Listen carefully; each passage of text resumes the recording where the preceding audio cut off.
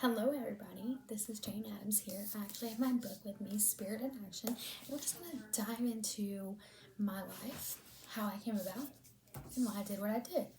So basically, when I was a child, I was born in 1960 in Cedarville, Illinois, to two amazing parents. My dad was a philanthropic person. He was an enthusiast. He had his hand in a little bit of everything. People would say we were among the wealthiest, and that was great. That was cool. It didn't really mean much to me at the time, but it was, I loved it. We went to Sunday school every Sunday. We read books. We had a great education bringing up. I was the youngest of 9, only due to the fact that my mother gave birth to a stillborn when I was 2. I was very healthy until about age 4 when I developed spinal tuberculosis. However, that did not stop me from my goals. I continued. And so, because of my father and all of his friends and connections, I got to listen to a bunch of political meetings. One of my favorites is Abraham Lincoln. I used to beg my dad to read his letters in his cupboard. Weird, huh? But no, he was great. His views on social reform and women's education is what kind of shaped me into the person that I am and what I wanted to do. So basically, I had seen this place in London with a bunch of poor people, and I was like, oh my gosh, like, that's sad, right? We need to do something about this.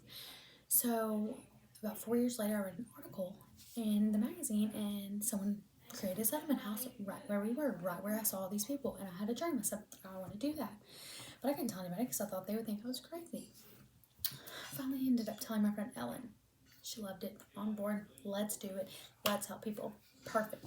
So we used my inheritance to start up what is called the Whole House. We bought a building in Chicago in 1989 is when it opened.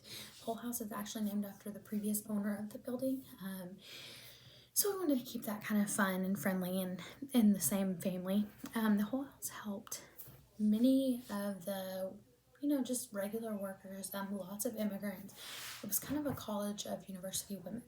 So basically, we got to a point where over 2,000 people were visiting the Whole House a week. Most people think, what do you do? What do you have? Well, let's just start off with this.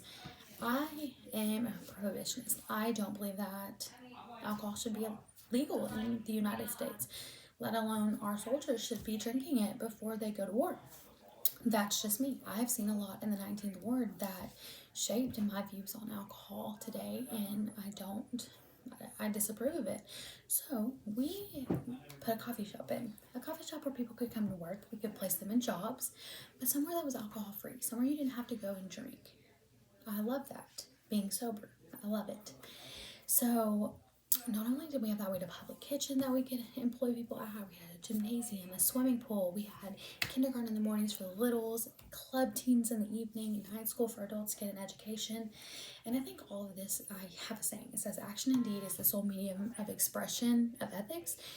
Do what you're going to do. Like, don't speak it. Actions speak louder than words. So if you want to do something, do it. This is me telling you to do it, because look at where it got me. After my settlement house, by 1900, there were hundreds, or not hundreds, but at least over 115 of which were in Chicago, where mine started.